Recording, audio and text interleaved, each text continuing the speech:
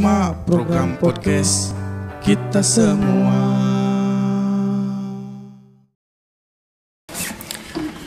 Assalamualaikum warahmatullahi wabarakatuh. Ketemu lagi bareng sama Bara Pratama di sini di 94,6 FM GP Radio. Tentunya di program podcast kita semua. Nah, itu udah dibuka ya. Oke, udah tag nih. Sebetulnya ini mengenang sih. Mengenang ya. Intro dulu waktu acara Prokasma. Lalu acara Prokasma. Prokasma dulu bukan program podcast kita semua, tapi problem kasus dan masalah. Walaupun waktu itu juga kita pernah bawain Prokasma dia beberapa episode lah yang waktu channel ini dibajak waktu itu. Dan itu tuh asik juga sih, banyak banyak masukan-masukan gitu dari terutama dari kalangan kaula muda tentang percintaan gitu. Wow. Dan sekarang juga kita bakalan bahas lagi nih percintaan. Ini juga maksudnya flashback ya, tapi kita kemas dalam bentuk yang berbeda lagi di Prokasma versi program podcast kita semua, bukan problem kasus dan masalah gitu.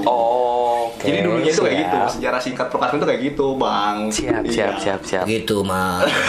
Ini dia harus menjadi Lost Boy 2 tahun soalnya. Gitu, Mas. Siap. Nah, ngomong-ngomong soal percintaan nih yang lagi jadi fenomena di kalangan kaula muda itu, apalagi kalau bukan friendzone. Itu fenomena ya? Iya, friendzone beda lagi sama fried chicken ya. Ini beda. Fried. Ya, fried chicken itu ayam goreng. Kalau friend Jona goreng. Jona temanan. Jona goreng. Goreng jadi lah ditututan gitu goreng sama Oke. Nama gitu lah ya. Tapi setuju kalau itu disebut sebagai fenomena apa fenomena ya? Why? Karena Sunda itu beda loh. Fenomena aja lah. Itu fenomena. Apapun. Saya setuju dengan apa yang disampaikan oleh saudara Ipang. Bahwa friendzone ini adalah sebuah fenomena. Karena ini dari menurut data statistik dan diambil oleh Tatang Sutarman Center bahwa 10 orang laki di antara 10 orang laki-laki 6 orang ini pasti mengalami friendzone.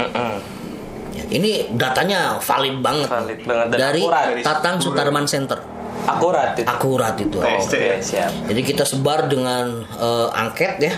Dari 1000 laki-laki ternyata 60% ngalamin friendzone. Kenapa tuh? Mereka ada menurut studi kasus dari Tatang Sutarman Center. Oke, siap. Bahwa kenapa laki-laki sering terjebak ke dalam friendzone ini ada empat faktor yang mempengaruhinya. Nomor 1. Yang pertama, si laki-laki ini menyukai perempuan. Tapi dalam tanda petik cek orang Sunda bogoh.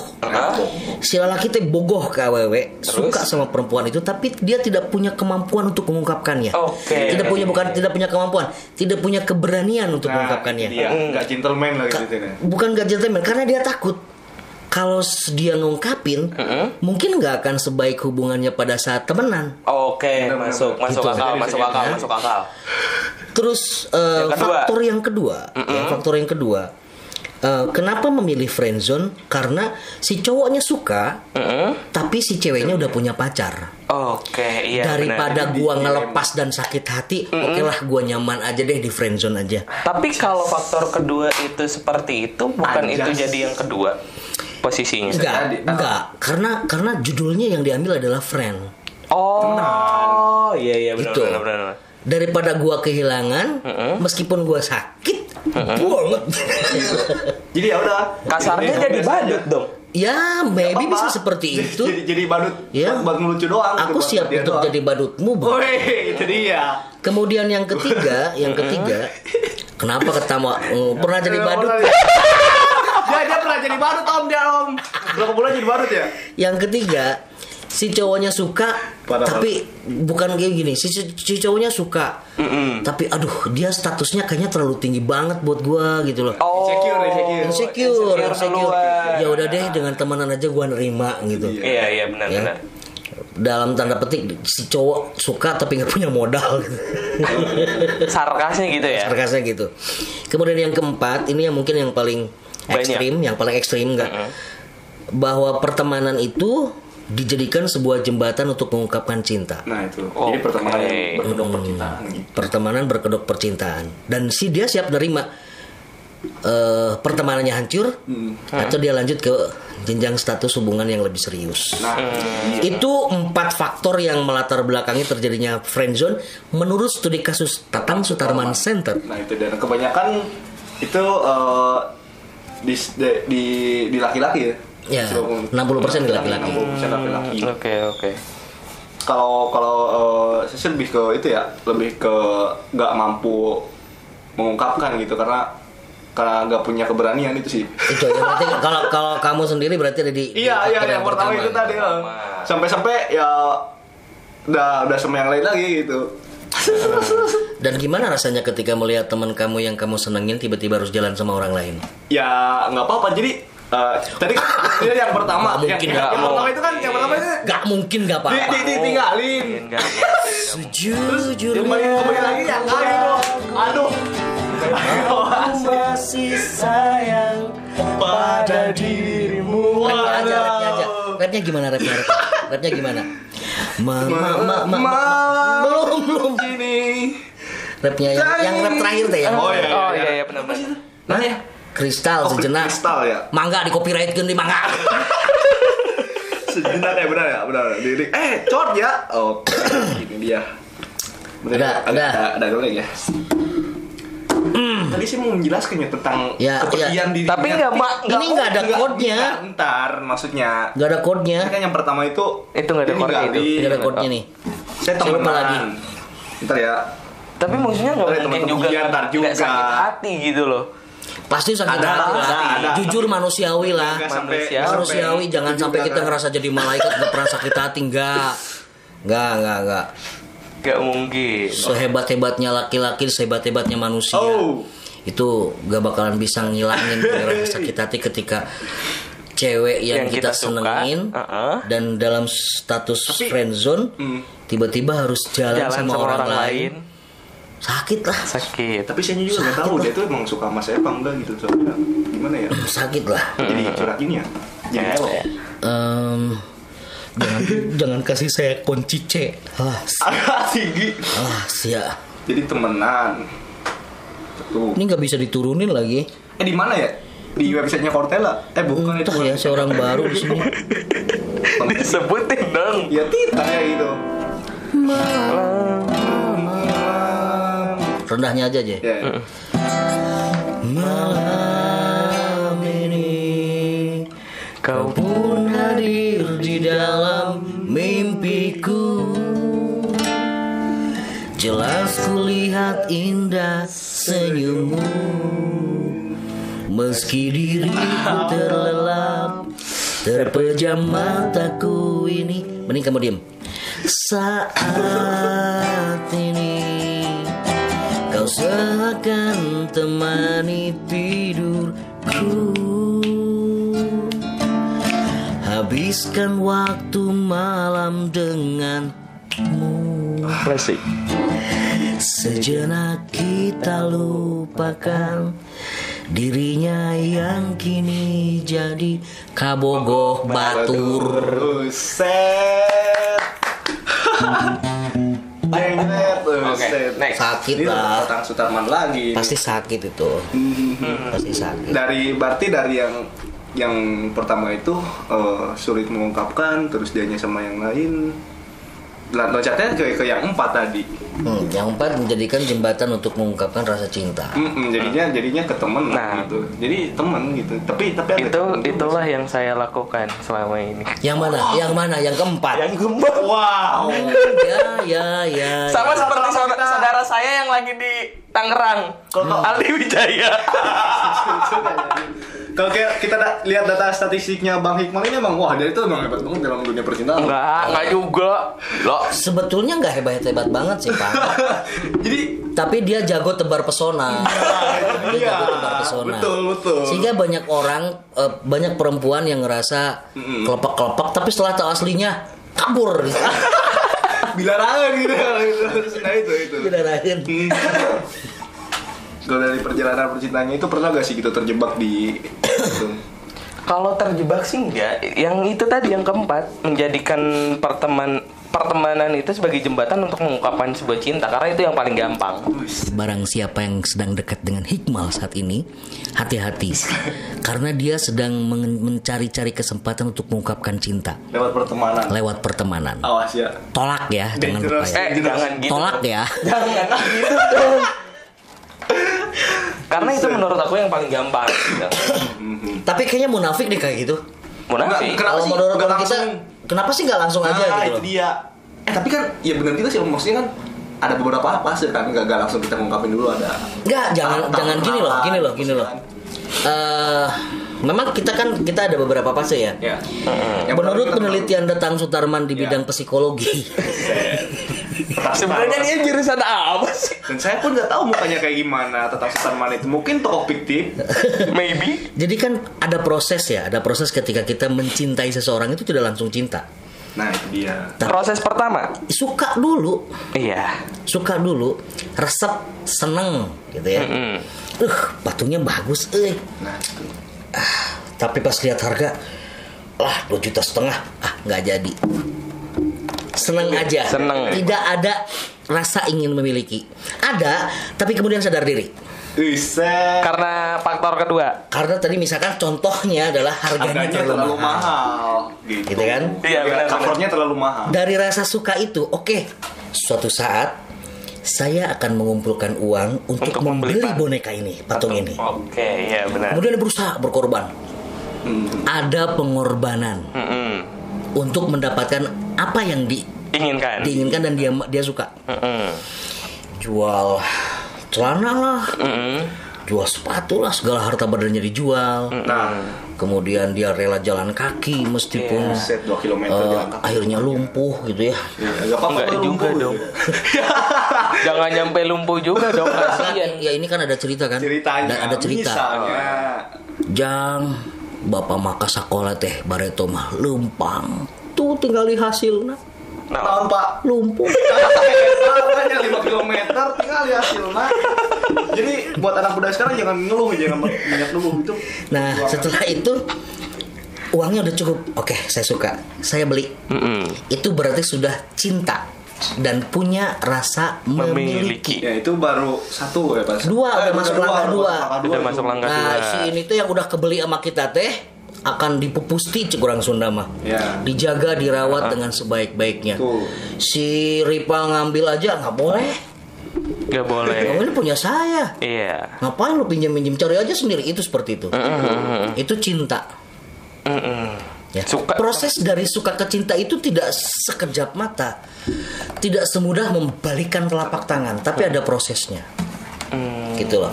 Jadi kalau wahai para perempuan, jika ada laki-laki yang baru pertama kali bertemu 1, 2, 3 kali kemudian aku sayang sama kamu, bullshit. Tapi kok ada lagunya Cinta Pada Pandangan Pertama. Love at first sight itu 1 berbanding 1000. Oh. Tapi ada. Ada, tapi 1 berbanding 1000. Itu sukanya kok bisa langsung ngungkapin gitu? Matching. Jodoh kan siapa tahu. Jodoh kan nggak kemana. Iya. Gitu kan. Kalau memang sudah itu ya bisa saja terjadi love at the first sight. The first sight. Cinta pada pandangan pertama. Dan itu langsung matching. Gitu.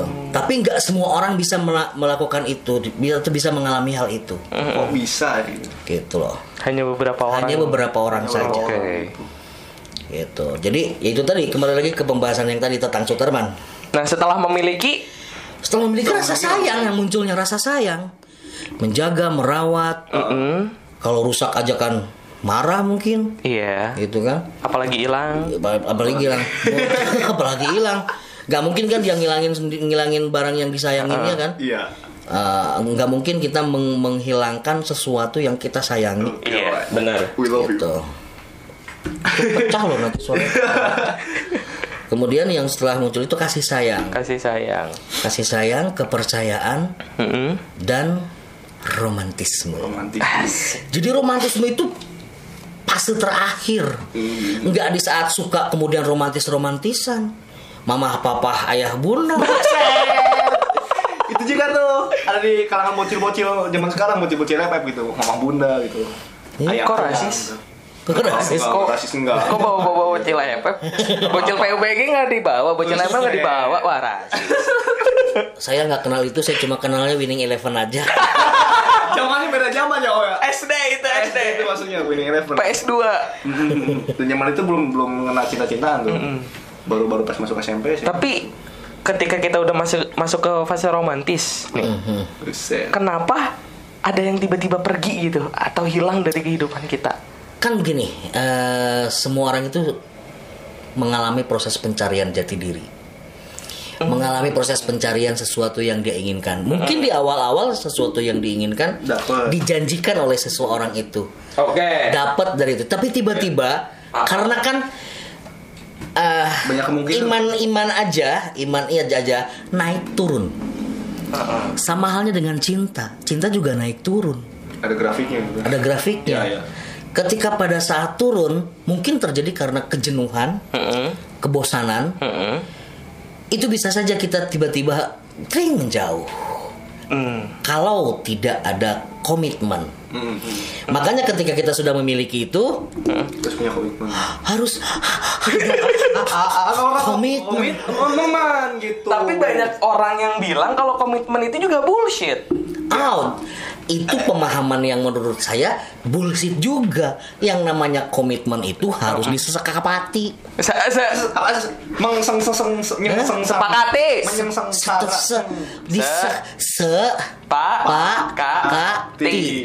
Sepakati gitu. Jadi kayak kita udah bikin perjanjian gitu. Jadi tidak hanya sekedar ritual atau gaya-gayaan atau apa gitu. Ya komitmennya harus di itu. Jadi misalkan gini, ini gaya saya ya, Neng. Suatu waktu mungkin AA akan bosan sama Neng. Iya. Atau mungkin Neng juga akan bosan dengan AA. Pada saat itu, mari kita mengintrospeksi diri. Neng sama AA mungkin harus berpisah dulu agar bisa kembali merasakan kerinduan. Asik. Harus jeda dulu agar merasakan kehilangan. Nanti kalau sudah merasa rindu, kita akan bertemu dengan penuh kasih sayang. Berarti dalam hubungan ada kata-kata break itu boleh-boleh aja. Kata apa? Break. Kata-kata break juga ya. Sekarang break. Boleh. Gak masalah. Dengan catatan komitmen tadi. Ada komitmen. Jangan tiba-tiba nggak ada komitmen. Kita break dulu ya. Apa? Itu alasan untuk memutuskan. Pacaran sama yang lain. Enggak, tapi banyak kalangan yang tiba-tiba break, terus tiba-tiba nggak ada kontekan, nggak ada. Itu kan alasan kata saya juga. Itu alasan untuk pergi. Alasan buat pergi tuh. Kata break itu dijadikan alasan untuk ghosting. Nah, jadi jangan gitu ya. Lain-kali jangan begitu ya, awas. Kan gini loh. Memang sih gini. Saya tanya nih sama Ipang yang masih 18, 18. Oh, udah 18. Lu udah 20 lebih. 20. Ya. Itu masih 18. Pacaran menurut lu gimana, Pang? Pacaran. Apa yang lu cari dari kata pacaran? Dari kata pacaran itu yang saya cari yang pertama sih kesenangan batin. Stop kesenangan batin. Saya kan berhenti di situ. Oke. Jangan tanya saya. Sama ya. Nah, artinya begini. Karena tujuan awalnya adalah mencari kesenangan batin, maka ketika pada satu titik tidak senang, dia akan mencari kesenangan lain. Karena dalam bahasa Sunda itu ada istilahnya bukungan. Kecuali kalau misalkan pacaran itu adalah untuk saya pacaran. Saya ingin mendapatkan pasangan hidup yang serius sampai nanti selesai. Ada yang pacaran dari SMA sampai dia jenjang pernikahan. Bahkan ada juga yang dari kelas 4 SD, Om. Bahkan ada yang dari kelas 4 SD, Om. Pacaran sampai keluar dia. Sampai keluar sekolah sampai nikah. Ada. Siapa? SD, loh. Pak Kuwu biasa. Gitu loh, Mal. Jadi Pak Bonjreng. Jadi komitmen itu harus dipegang. Enggak, komitmen itu harus dipegang. Kemudian tujuan pacaran. Kalau kan pertanyaannya kenapa terjadi kok tiba-tiba ghosting, tiba-tiba alasan break dan tiba-tiba selesai? Iya. Itu karena tujuan pacarannya yaitu tadi cari kesenangan. Kesenangan batin. Dan rata-rata usia 15, 16, 17, 18 tujuannya adalah itu. Nah, itu. Sehingga si cowok ataupun si cewek bisa saja dia berpindah-pindah ke lain hati sesuka hati. Karena yang dikejarnya adalah hanya kesenangan. Dalam tanda petik, kesenangan itu sama dengan NAFSU. Nafsu. Oh, gitu. Shit juga ya. Ya lu. Ya, itu tadi kan dalam apa ya? Dalam kata pacaran. Ya. Nah, tapi kenapa semua hal yang di dalam pacaran itu terjadi juga dalam friendzone?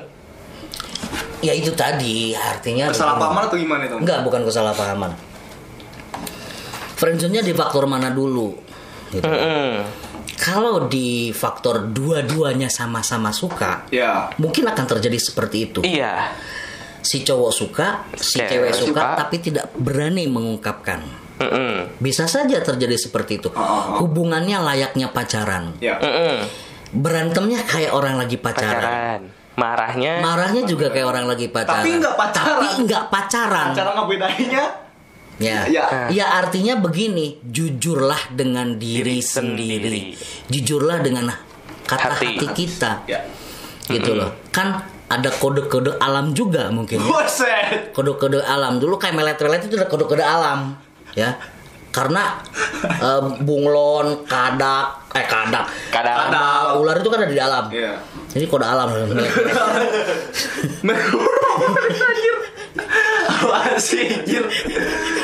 Jadi misalkan nggak masa sih nggak ngerasain sih misalkan 1 bulan 2 bulan friendzone kalau dia tuh suka sama kita. Nggak mungkin juga. Nggak mungkin juga. Nggak ngerasain kan? Pasti ada sinyal-sinyal. Gitu loh. Karena cinta itu kan adalah anugerah. Iya. Ketika orang sudah satu frekuensi, itu akan ada satu apa ya?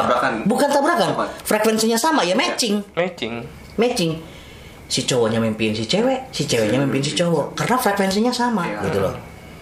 Menjadikan sebuah anugerah. Kenapa tidak nikmatin saja anugerah itu? Sehingga lebih indah. Cuma tinggal keberanian aja gitu loh. Itu keberanian. Jadi gak harus berkedok pertemanan. Gak harus berkedok pertemanan. Kecuali di faktor-faktor yang ketiga yang lainnya. Kalau di faktor ke-1, hal itu mungkin terjadi gitu loh. Kayak marahnya seperti pacaran.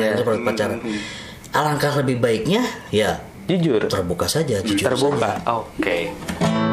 Jujurlah padaku bila aku tak lagi cinta. Asik. Itu mah beda ya. Itu mah sering lupain ya. Tapi ada juga nih orang yang tadinya belum pernah ketemu gitu. Tiba-tiba dia mimpiin gitu. Tiba-tiba ketemu sama orang yang dia mimpiin itu terus dia coba memberanikan diri ungkapin itu ada juga. Ada gitu. Tapi kita mau bahas itu nggak? Kita mau bahas friendzone.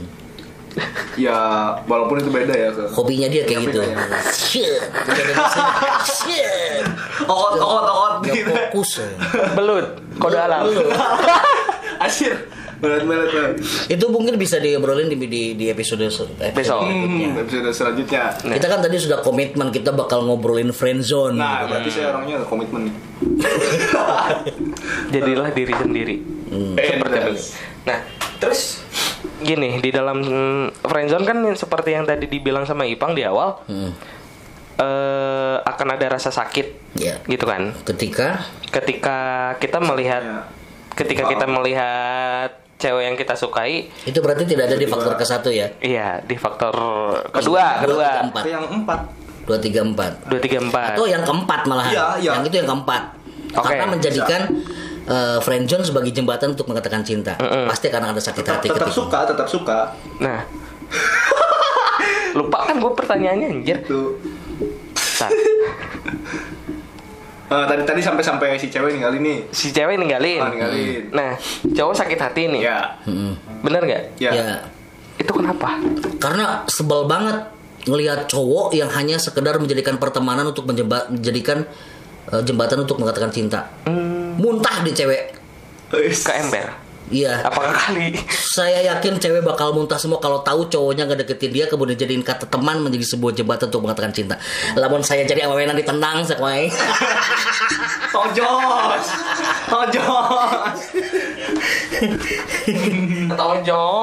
Dan itu tuh apa sih yang harus dilakuin tuh?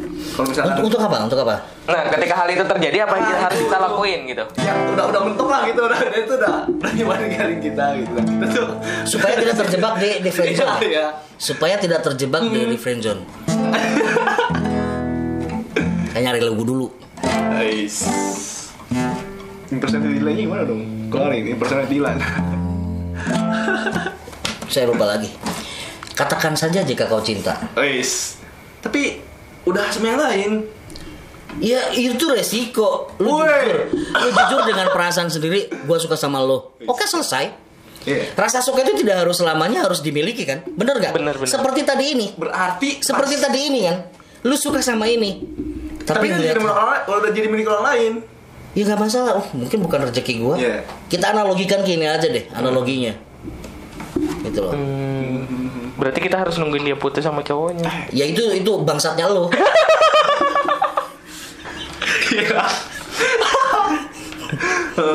Berarti kita mungkin aja ngungkapin bahwa kita tuh pernah suka sama bukan pernah suka. Jadi gini, kalau kita punya rasa suka sama seseorang, ungkapin aja. Si ceweknya suka sama kita ya syukur, gak suka ya wis. Yang penting gua udah suka sama lu. Gak mesti harus dihargai. Lu hargain gua udah suka sama lu. Jangan. Maksa banget. Itu kan hak asasi orang kan. Ya, karena baru suka. Kalau suka itu beda ya, Om. Beda. Sama beda. apa tadi namanya? Pacaran. Cinta Sama suka itu beda loh. Kalau salah menafsirkan hal itu ya. Dan cinta lebih luas lagi, tidak hanya sekedar hubungan pacaran aja, Pang. Nah, itu dia lebih luasnya lagi. Ada bisa dijabarkan lagi dari kamu Tatang Sutarman. Menurut Tatang Sutarman, cinta itu universal, Bro. Woi, universal. Perasaan cinta, perasaan ingin memiliki, perasaan ingin menjaga, merawat itu tidak hanya ke pacar aja. Iya. Orang tua, benar. Ke adik kita, saudara-saudara kita. Iya. Ke alam. Ke negara kita. Iya. Apa itu bukan cinta? Cinta, goblok. Aing. Itu dia. Cinta itu nggak cuman. Tapi gini. Udah komitmen. Ya. Ini permasalahan baru lagi nih, permasalahan baru. Udah komitmen. Ya, oke. Semuanya udah terbuka. Cinta, ya Allah. Semuanya udah komitmen. Nggak bakal pacaran atau apalah, pokoknya udah komitmen. Siapanya? Cowoknya? Keduanya. Udah komitmen. Udah saling berkorban semuanya. Udah saling menyatakan perasaan. Tapi masih kayak ngegantung. Karena gak berani ngambil keputusan kita pacaran. Itu yang tadi yang di awal. Gak berani. Karena gak berani ngambil keputusan, ngambil judul. Kan hubungan itu harus dikasih judul. Ulah nepi ke aya HTS. Hubungan tanpa status. Jadi status orang teh naon deketan jeung maneh teh. Gitu kan? Entar di KTP-nya. Nah, orang teh bobogohan. Apakah kita pacaran? Apakah kita temenan? Itu kan komitmen. Judul status itu adalah komitmen. Kalau pacaran, ya udah kita pacaran. Kalau temenan, ya sudah kita temenan. Toh itu hanya sekedar judul. Isinya tetap sama aja. Terus mau nanya lagi nih, apa yang mereka rasain ketika yang tadi 3, terus ada satu kejadian si cowoknya jalan sama yang lain, begitupun ceweknya. Oke. Jadi itu masuk ke faktor yang mana nih sebenarnya nih? Sebetulnya atau itu bukan faktor? Gak masuk ke yang itu karena keegoisan itu ya. Ya itu tadi istilahnya ya. Dua-duanya orang munafik semua. Gitu. Orang munafik. Oh kok bogoh cenanya. Orang teh bogoh ka maneh tapi orang bebas dengan anu lain. Gitu. Tapi ketika cewekna sarua gitu. Tapi mungkin karena komitmen. Nah, tapi ketika mereka berdua melakukan seperti itu, satu jalan sama yang lain, satu sama yang jalan yang lain, seakan-akan jadi sebuah kompetisi. Gitu untuk saling manas-manasin gitu, akhirnya labrak. Ya, itu kan karena kan tidak ada komitmen. Iya. Coba kalau komitmennya lu boleh pacaran sama yang lain, lu juga boleh. Gimana kalau gitu? Jadi kalau kita pacaran itu harus tanda tangan surat kontrak perjanjian dulu. Kayak Dilan dong proklamasi. Ya. Itu. selama pacaran dengan saya, kamu boleh pacaran dengan yang lain dengan catatan tetap kamu harus menikah dengan saya. Dan kamu harus melengkapi sop kopi di bawah ini. Foto kopi apa lagi? Ngegaprek. Itu tadi. Oke, udah menit ke-30, Pang. Hampir 30 menit. Iya, 30 menit. Waduh, enggak kerasa ya. Ini kalau ngobrolin soal percintaan memang masih luas juga ya kalau ngomongin soal percintaan. Masih panjang. Enggak cuma soal friendzone. Ada juga tadi hubungan tanpa status juga, terus suka sama suka tapi gak mau ngungkapin juga. Nah itu dia soal percintaan dan masih banyak lagi. Kayaknya gue jago ngomongin ini ya. banget ya kayaknya di Siompar paling kayak. Waktu kemarin ditanyain tentang Sundaland, gue nggak berani ngomong apa-apa. Apalagi Sunda Empire. Enggak, Sunda Empire beda lagi. Sundaland, Atlantis, Lemurian. Gak berani ngomong apa-apa. Gitu kan, kayak gitu. Apa gini aja, kita konspirasi minta komenan para penonton. Apa nih yang minggu depan? Apa nih yang minggu depan yang mau ditanyain? Nah, kita juga buka. Emang yakin podcast kita ditonton orang? Ditonton ya. Tapi nggak tahu siapa robot ya. Gitu. Ya barangkali ada komenan tertentu dari para viewers kita gitu kan. Ada kritik saran juga. Pak mau nanya nih kalau gini. Jangan bilang bapak lah. Iya. Om, karena saya ini masih anak-anak sebetulnya. Hanya terkurung dalam raga yang tua. Berkedok gitu. Buka dulu topengmu kayak gitu jadinya. Tapi kalau misalkan ada itu apa namanya? Kayak kepesan gitu ntar masuknya ke problem kasus dan masalah loh. Problem kasus dan masalah yang berkedok program motisita semua gitu. Oke. Ngomong apa sih, Bang? Ngomong apa, Dik? Udah ya? Ngomong apa sih? Oke. Oke, udah sampai 30 menit kita ngobrolin tentang percintaan. Kita kembali lagi di Prokasma episode selanjutnya dengan judul yang beda dengan sekarang ya. Oke, terima kasih buat kalian semuanya. Dadah.